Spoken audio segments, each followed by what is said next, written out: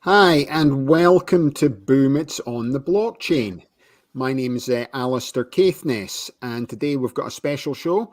We're going to be speaking with our cybersecurity consultants and experts, John O'Malley and Daniel Addison. How are you guys? Great, Alistair, doing great. How about you? Yeah, good, thanks. Good, good. You, John? I'm doing wonderful, enjoying the being here. Yes, Okay, absolutely. Thank you. perfect. So we'll just crack in with the article that we've been speaking about today. Let me bring this in. Yep. Oh, let's share the screen. I'm just moving us around here, guys. It is what's happening in North Korea right now. So let's see. There we go. We've all moved in. Mm-hmm. So North Korea linked hackers behind 100 million crypto heist, FBI says. This is on all the major news channels, Yep. and it was featured in CNBC. So first of all, just give us a bit of background to the article itself and what's actually happened. Yeah, Alistair. Obviously Horizon Bridge, they're particularly a bridging network, um, just like all other blockchain bridging network companies, particularly as it relates to on the exchanging of cryptocurrencies, exchanging one cryptocurrency to another, particularly that bridging level. You obviously at that API level, we like to use those terms as how this happened. Actually, this actually, if you notice, it happened last year. I want to say it was around June, July. I think it happened last year, and so, but it was a suspect that North Korea was behind it. But the article, as you state just today, right? It's confirmed, that they're behind it. But pretty much that's Horizon Bridging Network. Yeah, cryptocurrencies exchanging from one platform to another, and that's how they got hit. I mean, there's no, at the API level, there's no security. Or it's limited, or I should say very limited, and these threat actors know that, right? And particularly these advanced threat actors. So, yeah, basically just sums up. I don't know, John, you wanted to add anything, or but So, that's one of the key features in this article and other articles is this didn't happen at one time. mm-hmm, They took small amounts over a period of time using the same export over and over again, and no one was yeah, there to catch it or clean it up because it had been under the radar for so long that it became an abnormality that mm-hmm, everybody accepted it. So it's also got a high level of risk that nobody was seeing. exactly. So for the audience to understand, how does it actually work? From a basic, just explain what they've actually done in terms of how they could actually do this. Yeah, as I was saying earlier, blockchain bridges, cross-chain bridges, as they know how they were actually able to do it, and as John said, over time, this is unknown, So right? stop you there, Dan. So how does a cross-chain bridge work? So people can understand that bit. You know what I mean? Because I'm just going to ask Mm-hmm. different questions about the Yeah, terminology so people yeah. can get it. So cross-chain bridge. Yeah, particularly transferring cryptocurrency on between one platform, so crossing or going to another platform. So, if give you an example, if I want to exchange, I have Bitcoin, and I want to exchange for an Ethereum, right? Now, if I have cryptocurrency on the same platform and I'm trading, particularly trading is basically what I'm saying from Bitcoin to Bitcoin, security is pretty much solid. It's there. But let's say I want to exchange or trade my cryptocurrency on another cryptocurrency platform, example, Ethereum. That's then I have to bridge or cross over to do that exchange or utilize an API to be able to transfer cryptocurrencies between the two, back and forth between, or trade on the exchange between the two cryptocurrency platforms. Uh, Over time, again, because the security at that cross bridging level or across one platform to another, when we're speaking of cryptocurrency, Bitcoin to Ethereum rather, not Ethereum, but Ethereum, that weakness, right, at that level of the API to do so is sort of very weak, and these threat actors know that.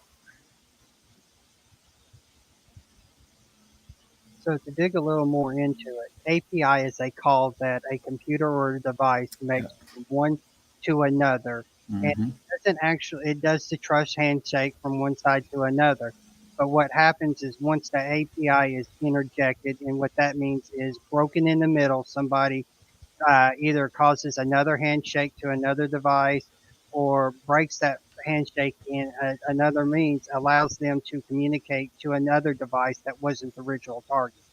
And so Mm-hmm. that's how they were able to break it, by interjecting into all these API calls, and there's no flags, no triggers on them Yeah. to acknowledge that. So how is it not so how is it not noticed then? How don't they notice the small amounts? Like how much in each transaction do you think they're taking? Wow, good question. It would have It can, started off, to be honest, very little. yeah. So it would have been like $1, $2 until Mm-hmm. they ramped it up. And what they probably did is, so they took 50 cents the first time to see if they get caught. And then they Mm-hmm. did 50 cents for, like a month, and then ramped it up little bit by little bit. So this device that they're connecting to is becomes a normal thing. So then everybody sees it as like it's a standard transaction or another competitor or somebody making an exchange. So it started off small until it got to big numbers. And then once the real big numbers came out is when you're going to start seeing those level of people was paying attention. Exactly. Yeah. And mind you, as John stated, this can go on. They may take small amounts, may go on months, you know, even possibly years, and then they try a little bigger amount. That takes them some period of time. So it's just not what we think that, oh, it's just happened. They got hit for 500 million and it was just taken right away. No, it's in increments. And when it gets noticed to it, like John said, a bigger amount, then it causes a concern, right? Then the investigation happens. You look further into it, and you find out, oh wow, this has been going on for a while. Yeah, because I was watching some videos earlier today about this, and Yep. there's stuff coming up 2, 3, 4 years ago Yep. where North Korea have been taking like $2.2 billion Mm-hmm. from doing this side. And so was it easier 3, 4 years ago doing this than it is now Yep. in terms of Oh, the easily. Yeah. Yeah. Yeah, crypto was in its, I still call it, and it's in its infants. It's young. All the technology hasn't been driven like it is today. So it was easier for them to mask themselves when it's young. If you Yeah. try to do a new mask today, it's going to be harder because people start talking now, and they Mm-hmm. start making those secure API calls and things like that on a different level to ensure it. If you think about it, 5 years ago, it was easier to break into an account, your checking account, than it is today. And that was Yeah. just basically off checks, paper checks. Mm-hmm. yeah. And then the other thing I think when people start to think about this is, how does North Korea have these expert hackers? Who trained them? Online, I saw some article about they went to Russia and they were trained in Russia, or in China. But how does North Korea have these high advanced hackers? How you said you the question? I think you missed at the It, end. How I heard. how does North Korea have these type of hackers? Wow. I mean, again, it's through organized crime methods. As you mentioned, Russia or any other.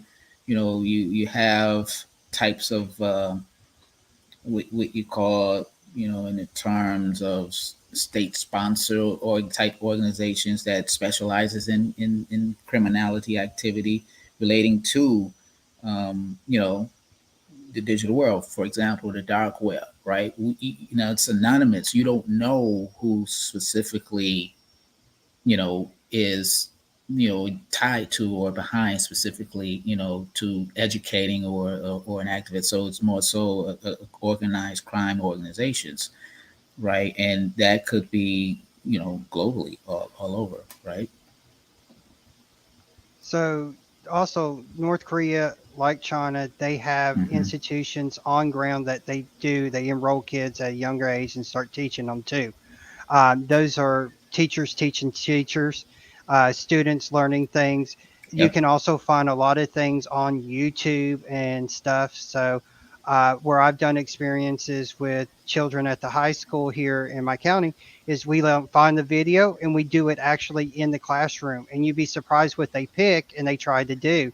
It's so Exactly. easy to get this off information. Also, books. Books are out there constantly. You got the certified ethical hacking books. You've got Hmm. forensics books. They get the books. They can read English. They can learn it just like we can, and things like that. So you got a lot of state sponsorship, a lot of under Hmm. dark web information, like Yeah. Daniel was showing. But there's also them teaching each other what worked before and how to do it. Exactly. Yeah, let me bring in a couple of images here if that they're showing online about what's happening. Let's see. Here is here's the North Korean hackers, guys. Yeah.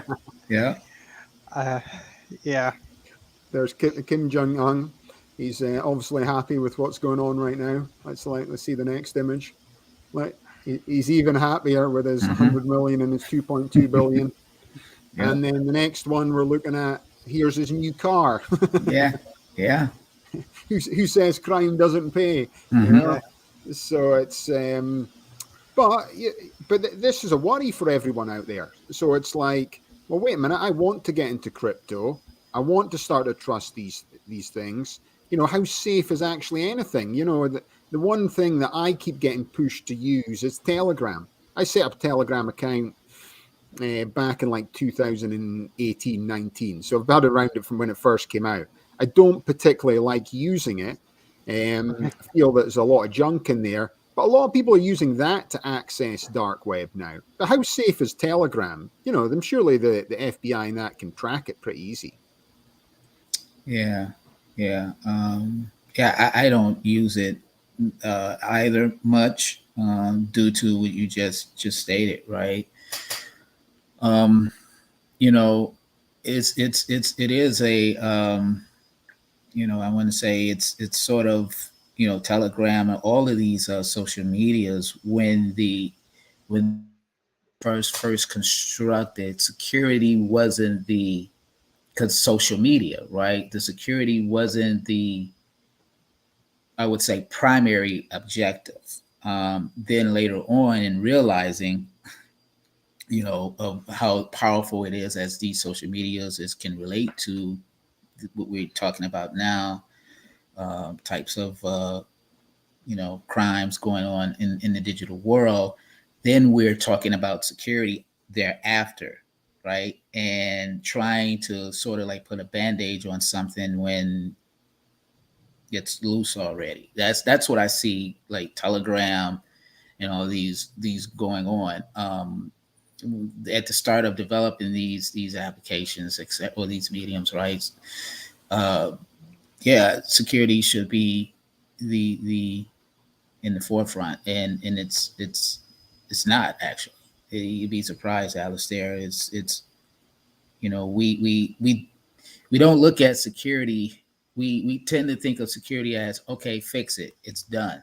We don't look at it as a continuous process in the world, right? Because we look at it and we say, oh, okay, that's, as the picture, you see a sinister hacker in the computer, but it's a lot of human elements to it too, right? You know that needs to understand as we utilizing these systems. As you talk about crypto, people fear, well, should I get into crypto or not? um, just understanding, need to be educated and understood, like, security implications to making decisions related And so to what about the choosing these dark mediums. web?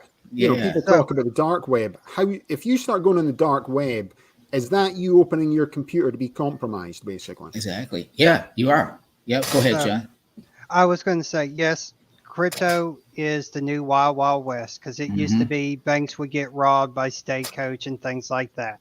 It's got to go through its ups and downs and benefits. Second thing I was going to say into that is if you're hearing about it now, then it's most likely old school. And the Yeah. reason I say that is there are other applications out there that get you on the dark web that a lot of people don't even know about. So, if you're hearing about it or you're hearing people talk about it, it's old school. Yes, people are tracking it. It's, people are monitoring it now. It's not getting to the real dark web because, there's multiple layers within the dark Right. web itself, too, Yeah. that, people don't expose. Yeah. And then, I'm into crypto. I play with what I can gamble. And that's what I tell everybody that wants to get in.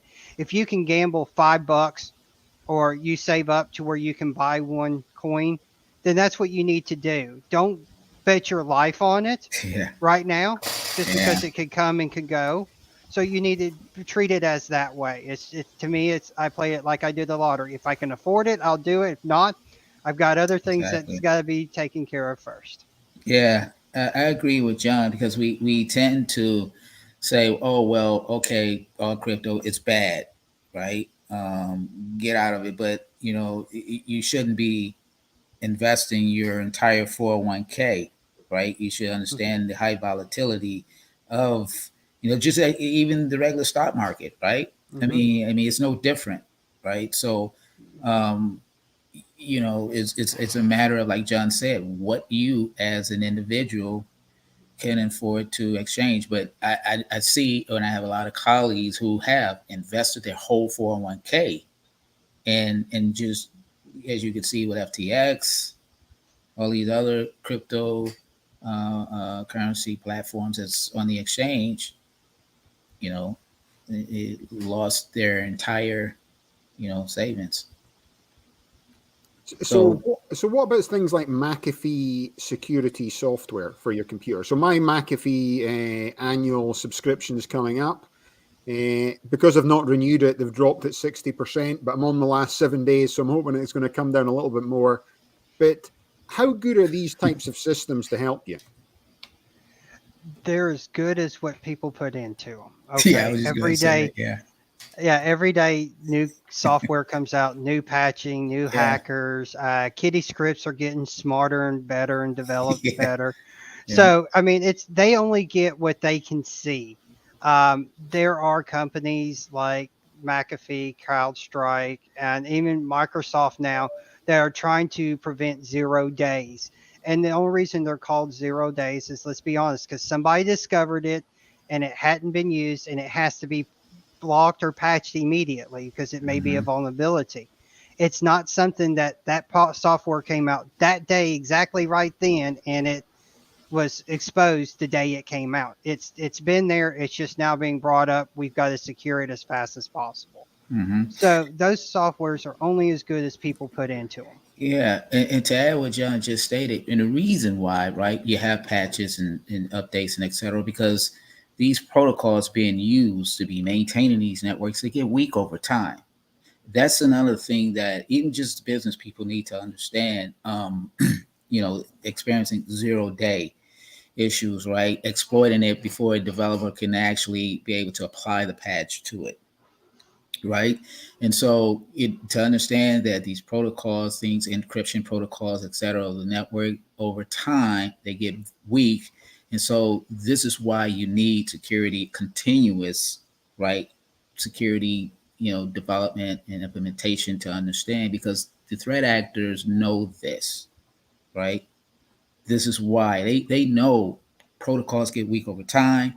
They know that it's as soon as a patch is missed or something of that nature, they're in. They don't strike where you, like John said, immediately, right? They do what we call a C2 command and control, right? A malicious malware, where it creates this backdoor, and then they can get in and out unknowingly to the end user, and they sitting in there for a while, and then they can, until they decide to, okay, your system administrator comes in to the office, and all of a sudden files and the folders, the files and the folders he's trying to get to is encrypted. He don't know what's going on. Then that's the beginning steps to what we call a ransom, right? Which is a ransomware attack. Then, hey, you pay me, I get you back access. I'll decrypt your files and folders for you to get access. Right. Okay. Yeah. That makes sense as well. Mm-hmm. Okay. Well, just moving on, guys. We can't talk about compromising and classified documents without speaking about the other classified documents that's coming up right now. We'll just bring this in. Biden, Trump, and Clinton classified documents. So, first of all, let me share the screen in terms of, this is a bit of a beauty, how, let's see, there we go, how President Trump and President Biden and ex-President Trump's differ on classified documents. Basically, Biden's got a lot of ticks next to his name from the Congressional Integrity Project. Trump's got a few crosses next to his name as well. Apparently Biden's only had taken 12 documents. Trump's taken 160 plus. I like 160 plus, and he's got under 12. Wait a minute, and you don't think we can count up to 12? Maybe he's 11. Mm-hmm. So, what's actually going on here in terms of, how much of this is not going to be electronic and how much of these just like paper documents? What's your take on it? So that you have a better tracking and tracing. No one is having these documents in home. So you want to put these documents in the digital world. Is that what you're asking, Alistair? Like between the two, obviously it's in their homes, right? Yeah. They both have classified documents in their home, and so how do we prevent that? Is sounds like the question you're asking? And how do we prevent it? Yeah. And so then why are they using paper documents? That's the other thing. Is this realistic that they're actually having boxes and boxes of paper documents? There must be a digital version of this paper document to get it printed in the first place, surely. Mm-hmm. Yeah, so the answer to your question is yes, there's digital versions of this. Yep. And yeah, they are printing things out, and probably, in reality, boxes and boxes of things that they've done, signed, they probably do. I will be honest, I'm going to say I am shocked if this is the only two in the history that have ever taken this. I believe wholeheartedly, it doesn't matter if you're one side or the other. Exactly. People collect documents and take documents, and they protect themselves. So it's on both sides. Yep. And we just need to understand. But this is a great thing to talk about in this aspect is, tokenizing them, putting them on the blockchain, securing them, using that type of stuff, within the company we're in. You could do this. You can tokenize them and put them in a blockchain, so that if somebody prints it or somebody traces it somewhere else, it's flagged and it's marked as a security thing, and somebody has to go investigate. And, those are things that we have to move forward to, or we're going to constantly keep seeing this running around and things. Exactly. Whether it's top secret, if it's Q, if it's, SCSI, it doesn't really matter. We need to start taking away from the thing and start documenting it and tokenizing it, so we protect it from the ground, the day it's created, to the ground up. Yeah, and let me just bring in this next article of, so Biden's got less than 12, probably 11. Trump's got 160 plus, could be any number, but, probably 161. Look, Hillary Clinton, look how many she's got, 30,000. Yeah. And, the one thing you don't see on here, and I'm only bringing up the news, is you don't see her email server. So how much was on that? So, again, how do you protect this? How do you do this? And yes, they're going to have it. And there's an unknown number section at the right-hand side there for that, John. There's there is. There's basically 45,000 we know about, Yeah. So, and with that being said, one of the things we have to do is how to protect it, how to ensure it. And again, emails have passed. tracks and things like that. You just have to take the next step, and it's got to be done from the top down to enforce it. Just like the head of the snake leads the body, and so as we develop our blockchain to break those security Exactly. barriers and develop them into the Yeah. future, we're taking that security and putting it into users' hands to make it more secure and to see what's really going on with your data or their data or the data Mm-hmm. as a whole. These are security gaps that we need to fill. Yep. Yeah.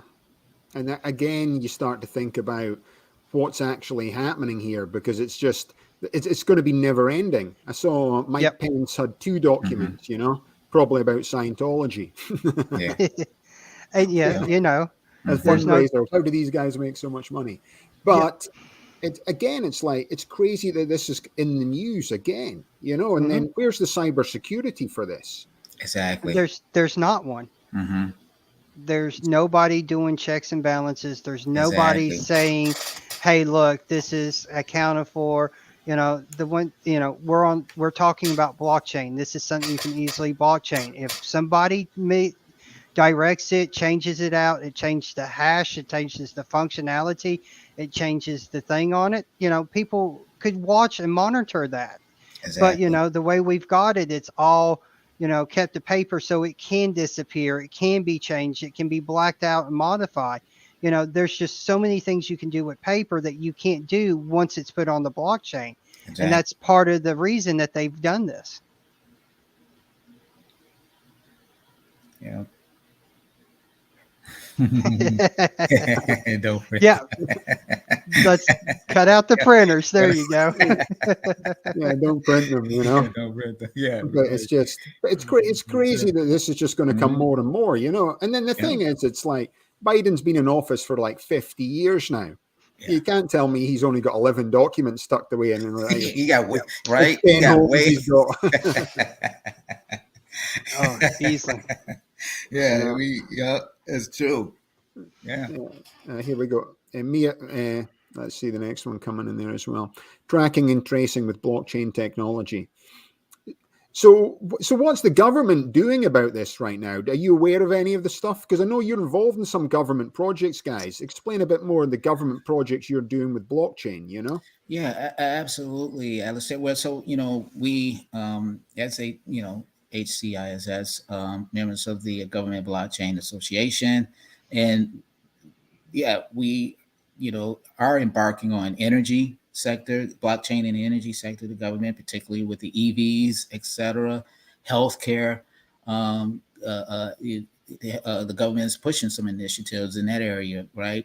Blockchain being in that area, particular, as John mentioned, because of its, the way the technology is constructed, right? We should be using the technology for what it actually is. It is a security technology, basically, right? I mean, it's tracking and tracing, prevention, fraud prevention, etc. So I know that sounds like a misnomer because of what we're hearing in the world of the crypto space, that side of it.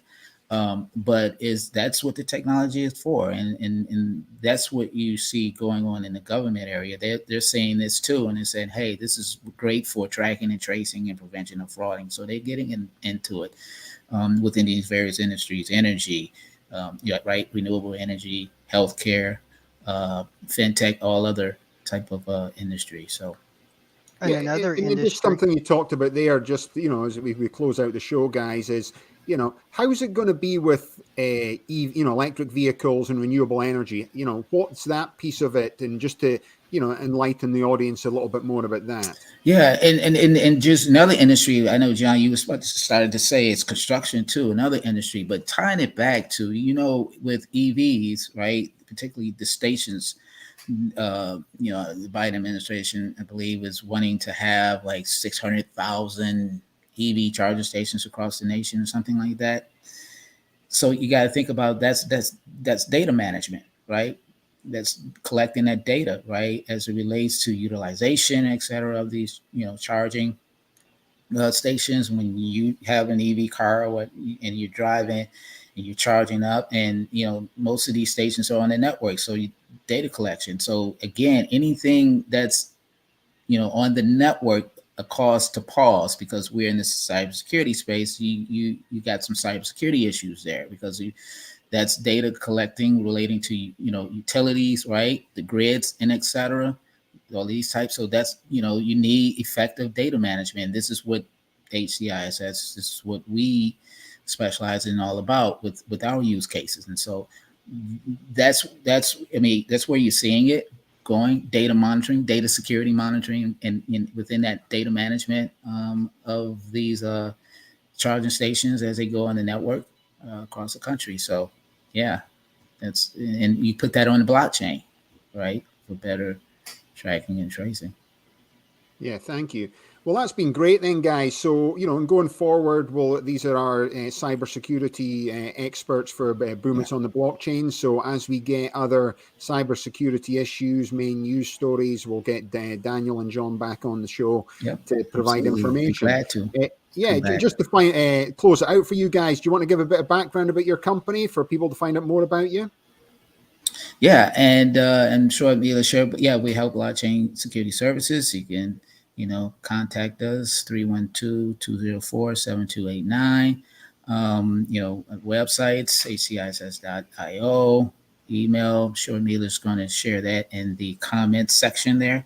And John, John is my CISO, Chief Information Security Officer of the company. And you want to share your information as well. We're all on social media. We are on Instagram, Twitter, Facebook, LinkedIn. So perfect. I'll share all the information in the show notes as well. That'll be great. And then here we go. Here's Mila. Just as you're talking there, boom. There's the website. Everyone else at home, Right. Well, thanks very much for coming on the show. That's been great. Really interesting learning about what the North Koreans are up to. Kim Jong-un, he's certainly not stupid. He's pretty rich as well by the looks of things, Yeah, right. Betting in the world behind Putin. All right. $1 million to use. Yeah, right. Well, thanks very much for everyone joining the show. You've been watching. Looking forward to the next one. Thanks, Alistair. No problem. You've been watching Boomits on the Blockchain. My name's Alistair Caithness. Have a nice day.